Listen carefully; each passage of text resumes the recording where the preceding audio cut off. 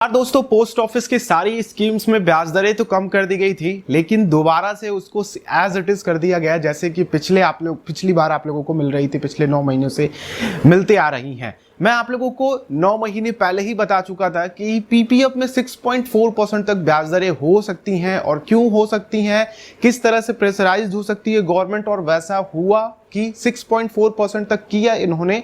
लेकिन फिर उसके बाद थोड़ा सा प्रेशर आया, हो सकता है कुछ सोचा होगा फाइनेंस मिनिस्टर ने या फिर उनकी टीम्स ने कि नहीं, अगर हम यहाँ पर इन्वेस्टमेंट्स में रिटर्न कम कर देते हैं तो लोगों के जो फेथ हैं गवर्नमेंट स्कीम्स पे, जिन पे पैसा डाल करके वो रखते हैं और कुछ एक बड़े रिटर्न की लॉन्ग टर्म में उम्मीद करते हैं, तो वो कम हो जाएगा और लोग इधर उधर भागने लगेंगे, जिससे होगा कि गवर्नमेंट के पास पैसे कम जाएंगे। क्योंकि पीपीएफ दोस्तों एक one of the best scheme मानी जाती है अगर हम लोग एक लॉन्ग टर्म इन्वेस्टमेंट पर्पस से दे रहे हैं, या फिर अपने बच्चों के एजुकेशन के लिए प्लानिंग कर रहे हैं, या फिर हम अपना रिटायरमेंट प्लान कर रहे हैं। तो पीपीएफ एक बहुत ही बढ़िया इन्वेस्टमेंट है। अगर लॉन्ग टर्म में उसमें 6.4% रिटर्न मिले तो फिर तो ये बेकार है, एटलीस्ट उसे 7% से ऊपर रिटर्न देना चाहिए।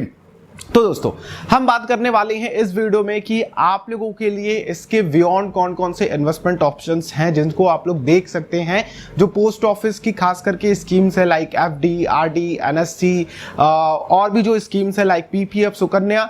तो कुछ स्कीम्स हैं जो अभी भी बेहतर हैं, जिनको आप लोग देख सकते हो as a long term investment option. अगर आप सीनियर सिटीजन हो तो सीनियर सिटीजन के लिए तो अभी भी एक बेस्ट ऑप्शन है कि आप लोग ये देख सकते हो। और इसके अलावा अगर आप लोग कहीं और जाते हो तो मुझे नहीं लगता कि आप लोगों को इस तरह के बेहतरीन return senior citizen saving scheme में देखने को मिलेगा। दूसरा ऑप्शन मैं आप लोगों के सामने रखना चाहूंगा, स्टिल पीपीएफ में आप इन्वेस्टमेंट करो जब थोड़ी सी फाइनेंशियल सिचुएशन सही होगी, या फिर कह लीजिए जो मैंने उस वीडियो में रीजन बताए थे, अगर वो फुलफिल होती हैं तो आप लोगों की दोबारा से ब्याज दरें पीपीएफ में बढ़ सकती हैं।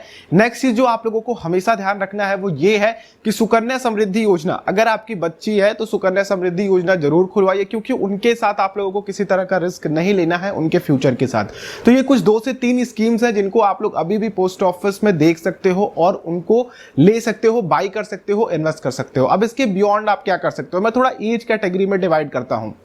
जैसे कि आप लोग 20 और 30 के बीच में हो, या फिर कह लीजिए 20 या 35 के बीच में हो, तो आप लोगों को ज्यादा से ज्यादा अपना इन्वेस्टमेंट थोड़ा सा रिस्क की तरफ बढ़ाना चाहिए। थोड़ा सा आप लोग अपना इन्वेस्टमेंट रिस्क की तरफ ले जाओ, लाइक इक्विटी में लेकर के जाओ। ठीक है, आप लोग अगर इक्विटी में जाते हो और आपके पास एक लंबा समय है जो कि 20 से 25-30 साल है इन्वेस्टमेंट ऑप्शंस के लिए, इन्वेस्टमेंट टैनर के लिए, तो ये ऑप्शंस आप लोगों के लिए बेस्ट रहेंगे। इक्विटी में आप लोग डायरेक्ट इक्विटी में जा सकते हो, यानी कि म्यूचुअल फंड्स वगैरह भी आप लोग बाई कर सकते हो, डायरेक्ट शेयर भी बाई कर सकते हो, जिसमें आप लोग इंडेक्स फंड में जा सकते हो। इंडेक्स फंड में एक कह लीजिए कि डायरेक्ट इक्विटी इन्वेस्टमेंट हो जाएगा आपका, और यहां पे क्या होगा कि आप लोगों को लॉन्ग टर्म में आराम से 10 से 12% तक के रिटर्न निकल जाते हैं अगर आप लोगों के लॉन्ग टर्म्स के गोल हैं। और अपॉर्चुनिटी को मत छोड़िएगा, जैसे कि कोविड में एक अच्छी अपॉर्चुनिटी आई थी, वहां पे जो इन्वेस्टमेंट का मौका मिला था और कुछ ही महीने में आप लोगों को बढ़िया रिटर्न भी देखने को मिला, और ये कंपाउंड होकर के आप लोगों को और बेहतरीन रिटर्न दिला सकता है।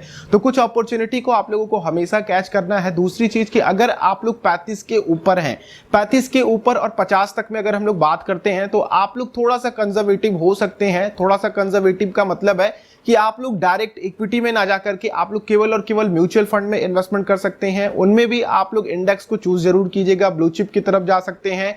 ठीक है, आप लोग अपने पैसे को ज्यादा रिस्क की तरफ मत लीजिएगा। डेब्ट फंड आप लोगों के लिए बेस्ट होगा। अगर किसी तरह की फाइनेंशियल क्राइसिस आती है इंडिया में, तो डेब्ट फंड काफी अच्छा परफॉर्मेंस करते हैं। साथ ही आप लोग कॉर्पोरेट एफडीज की तरफ जा रहे हैं, ये मैं सबको बता रहा हूं। ठीक है, जो लोग भी 20 से 35 के बीच में थे उनके लिए मैंने कहा कि डायरेक्ट इक्विटी में वो जा सकते हैं, डायरेक्ट शेयर्स वगैरह बाई कर सकते हैं किसी के एडवाइजरी पे या फिर खुद एनालिसिस करके। लेकिन कुछ अच्छे स्टॉक्स में डायरेक्ट इन्वेस्ट कीजिए और पैसा डाल करके उनको छोड़िए। कुछ अच्छे ब्लू चिप स्टॉक्स में जो कि काफी, या फिर कह लीजिए जो ग्रोथ कंपनीज है इंडिया की, जैसे कि रिलायंस हो गए, जो हिंदुस्तानी यूनिलीवर्स वगैरह हो गए, टीसीएस वगैरह हो गए, जो स्टेबल कंपनीज है, जो पुरानी कंपनीज है, जिसमें रेगुलर ग्रोथ हो रही है। डिविडेंड के चक्कर में मत पड़िएगा, मे बी आप लोगों को रेगुलर डिविडेंड तो मिले, लेकिन जो आप लोग पैसा इन्वेस्ट किए हो वहां पे आप लोगों को डिग्रेडेशन देखने को मिल सकता है, तो आप लोग वहां पे परेशान हो सकते हो। क्योंकि डिविडेंड स्टॉक में काफी ज्यादा कह लीजिए कि वो एक रेंज बाउंड में चलते हैं, और जब भी मार्केट फॉल होता है तो उनमें काफी ज्यादा गिरावट होती है, तो वहां पे आप लोग परेशान हो सकते हो। तो ग्रोथ स्टॉक में इन्वेस्टमेंट करेंगे तो आप लोगों को एक लॉन्ग टर्म का सहारा रहेगा, और ग्रोथ में आप लोगों को बढ़िया रिटर्न भी देखने को मिलेगा।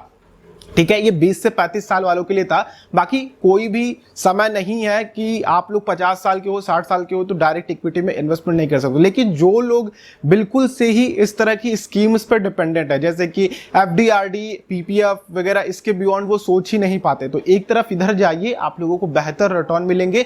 लॉन्ग टर्म में जाते हो तो रिस्क आप लोगों का काफी कम हो जाएगा। आप लोगों को डीमेट अकाउंट खोलना है, नीचे वीडियो के डिस्क्रिप्शन में या फिर कमेंट बॉक्स को चेक कीजिएगा, वहां पे आप लोगों को अकाउंट लिंक मिल जाएगा, जिससे कि आप लोग अपना डीमेट अकाउंट खोल करके अपना इन्वेस्टमेंट बना सकते हो इक्विटी में, म्यूचुअल फंड में, बॉन्ड्स वगैरह में। ठीक है, तो कुछ ऑप्शंस हैं जो आप लोग ध्यान रखिएगा, ये कि थोड़ा सा आप लोग equity, mutual funds, corporate FDs या फिर कह लीजिए जो आप लोग कंपनी के एफडीज कहते हो, उनमें जाकर के अपना पैसा डालो। ध्यान रखो कि AAA रेटेड हो। बाकी आप लोगों को कुछ भी नहीं समझ में आ रहा है तो आप लोग म्यूचुअल फंड का एक अकाउंट खोल लो, जो कि नीचे वीडियो के डिस्क्रिप्शन में लिंक दी हुई है, वहां से आप लोग जाओ, ओपन करो और एक बढ़िया से इंडेक्स फंड में धीरे धीरे पैसा 5,000 रुपए, 10,000 रुपए, 2,000 रुपए, 1,000 रुपए, जितना भी आप लोगों से बन पड़ता है, जो भी आपके पास एक्स्ट्रा मनी आ रहे हैं उनको डाल करके देखो, और 5 साल बाद आकर के मुझे बताना कि आप लोगों का रिटर्न किस तरह से बन रहा है और कितना आप लोगों ने कमाया।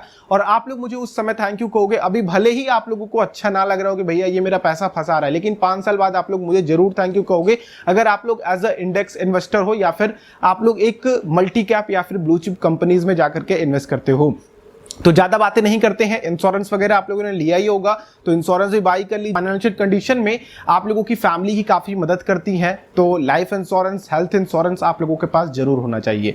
तो इस वीडियो को यही एंड करते हैं। थोड़ा सा आप लोगों को बताना था कि आप लोगों के सामने ऑप्शन कौन कौन से हैं। बाकी आप लोगों को क्या लगता है नीचे कॉमेंट करके बताइए। इस वीडियो को दूसरों तक भी पहुंचाइए, जिससे कि उनको भी इसके बारे में पता चल सके। वीडियो अच्छी लगी तो लाइक कीजिएगा, दूसरों के साथ शेयर जरूर कर दीजिए। चैनल पे आप लोग नए हैं तो चैनल को भी सब्सक्राइब कर लीजिएगा और बेल आइकन को क्लिक करेंगे तो आने वाली हर एक वीडियो की नोटिफिकेशन इसी तरह से आती रहेंगी। हम लोग नेक्स्ट वीडियो मिलते हैं। आप लोगों का दिन शुभ हो। जय हिंद।